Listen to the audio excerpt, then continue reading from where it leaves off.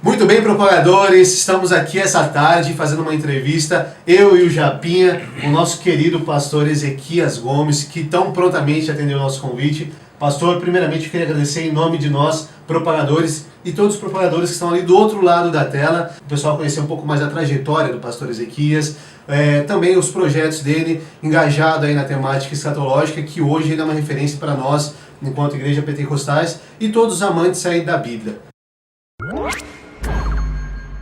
Prazer é meu estar com vocês aqui e desde já agradecer primeiramente a Deus e que o Senhor Deus venha prosperar essa iniciativa que vocês passaram a ter e que venha abundar de forma poderosa nesse meio chamado internet, propagando o Evangelho em todas as esferas. Deus abençoe vocês e o nome do Senhor seja glorificado. Pastor Ezequias, às vezes as pessoas veem a figura do pastor e têm curiosidade de saber, além do púlpito, além da igreja, quem é o pastor Ezequias, a história do pastor Ezequias.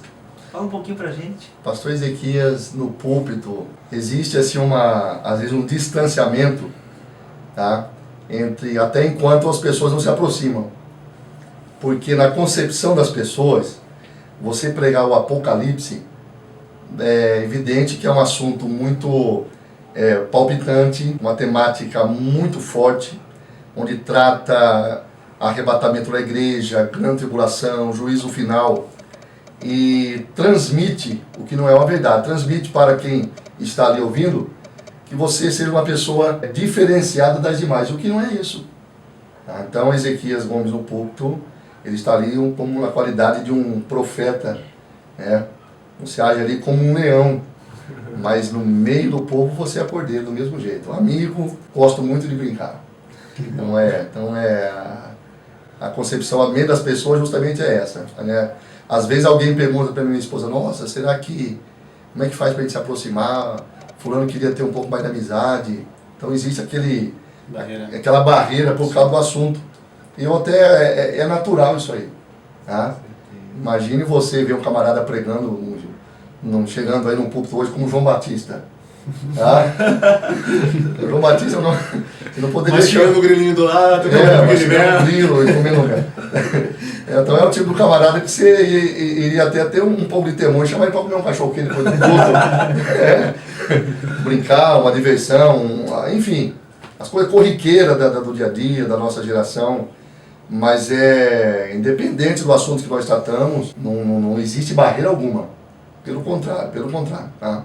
Cada situação é uma situação. Então nós reverenciamos muito o momento da palavra, aquele momento que nós estamos, que é um momento único, que o povo está reunido ali dentro do templo, formando parte da igreja do Senhor. Então eu sou criterioso nesse aspecto, tá? Fora disso, Ezequias Gomes é o menino. Pastor, falando ainda enquanto esse pastor mais pessoal, não enquanto ministrador da palavra, conta pra gente como foi seu chamado ministerial, fala um pouco da sua família, como o senhor conheceu a sua esposa, e um pouquinho mais pra gente conhecer, já que você gosta de comer cachorro quente depois da pregação, igual o senhor mesmo disse, então, x-tudo. Rodada na casa do pastor. X-tudo. Então você abre mais um pouquinho pra gente, quem é o Ezequias Gomes enquanto ministrador. Quando eu completei 17 para 18 anos de idade, eu vim embora do interior e vim morar aqui próximo a São Paulo. Foi onde houve um afastamento, da presença de Deus. Teve aí uma duração de quase 10 anos. Dentro desse tempo conheci minha esposa. Entendi. Tá? E logo após que nós nos casamos, foi da vontade de Deus que nós voltássemos, né? Ou melhor, eu conhecia ela ainda não. Mas foi o momento que eu voltei, diante de uma situação adversa, Deus se utilizou disso, tá? E eu retornei para a casa de Deus. E retornando para a casa de Deus, isso aqui é interessante. Eu me lembro até hoje, quando eu estava numa determinada noite no culto, Deus levantou uma profeta, uma profetisa.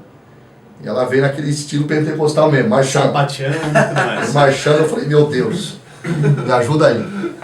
E aí ela veio na minha direção, marchando, marchando. meu servo. Eu falei, Jesus. Lá vem. Lá vem.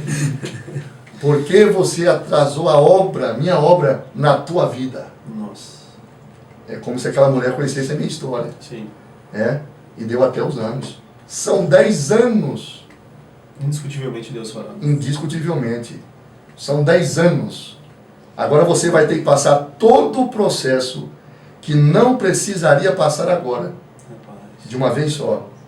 Agora pensa numa prova. Eu não desejo para ninguém. Por isso que eu falo até os jovens, os meninos, os jovens pregadores, estão se despontando tanta gente boa aí. Nunca se afaste da presença de Deus. Nunca atrase o plano de Deus. Hoje eu poderia estar particularmente numa outra situação. Mas eu reconheço, essa parcela de culpa foi minha. Sim. E Deus usou essa profeta. Deus usou essa profeta. Você atrasou minha obra, a tua vida, 10 anos. E agora você terá que passar por um processo que não precisaria passar. Então foi aí alguns anos pela frente, 3, 4, 5 anos, passando pelo chamado vale. Rapaz. Aí é dolorido. Deixa quieto isso aí. Aí é dolorido. Então o conselho para essa mocidade é isso aí. Fique na presença de Deus, não saia da presença de Deus, não atrase os planos de Deus. Outra coisa, isso aqui não é profecia não. O que Deus tiver que fazer, vai fazer rápido. Sim. Nós estamos vivendo os últimos dias. Vocês estão percebendo que os dias são rápidos demais, os acontecimentos são rápidos demais, a nível mundial.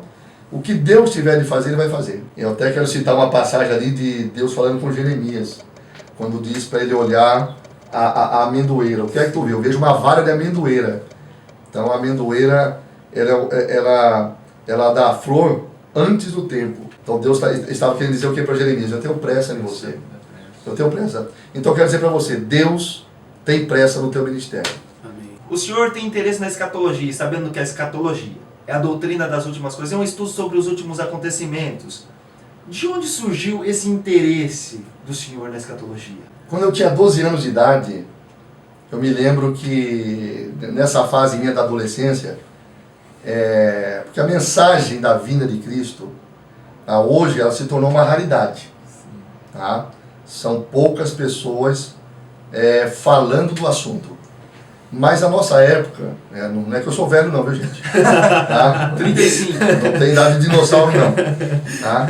Mas aí a questão de 35 anos atrás, 30, 20, 25, era natural você ouvir qualquer mensagem, qualquer culto, independente se fosse o culto da semana ou o culto do domingo, há sempre mensagens concernentes ao assunto. Então eu cresci ouvindo, Jesus vai voltar, arrebatamento da igreja. Isso é uma coisa que me deixa extasiado. E eu me lembro que aos 12 anos de idade, nessa faixa etária, eu tive alguns sonhos.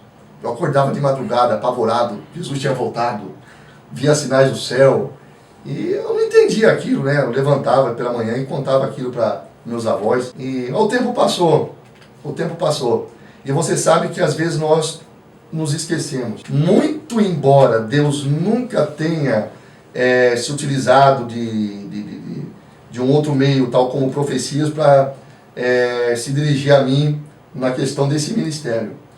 É uma coisa que eu só vim descobrir aos 28 anos de idade, 28, 29 anos de idade. Quando eu retornei para a igreja, parece que esse assunto já estava me esperando na porta. Então eu fui abraçado pelo assunto, pelo desejo, pelos mistérios da revelação, o Apocalipse, ouvindo os pregadores célebres da década de 80, 90 sobre esse assunto. Isso aí me deixava algo admirável. Então isso aí me acelerou o processo e a busca. Eu saí na busca e era o que Deus queria para mim. É o que Deus queria. Então o meu ministério é baseado exatamente dentro do assunto da escatologia bíblica. A doutrina que trata, como você disse, das últimas coisas ou dos últimos dias da história humana na Terra. Legal. Tem alguma figura, alguma pessoa, algum personagem que tratava sobre o assunto que inspirou o senhor? Sim. O grande mestre, pastor Napoleão Ribeiro Falcão. Eu tive o privilégio de conhecê-lo pessoalmente, estar algumas vezes com ele. Ele morava aqui ainda próximo a Campinas e as mensagens dele me inspiraram muito. Muito bem, propagadores, chegamos ao término de mais uma entrevista, de mais uma conversa com o pastor Ezequias. Estamos muito contentes, pastor, de conhecer mais um pouquinho do senhor. A alegria é minha. E espero que o seu testemunho, as suas palavras, inspirem-nos a, como o senhor mesmo disse, não deixarmos o nosso ministério, não deixarmos a Cristo e também apegar mais aquilo que a gente tem uma aproximação, mais uma identificação maior, porque às vezes é nisso que Deus quer nos usar. Pastor, eu sou um propagador, o Japa é um propagador, e o senhor? Eu sou um propagador, seja você também um propagador. Aê!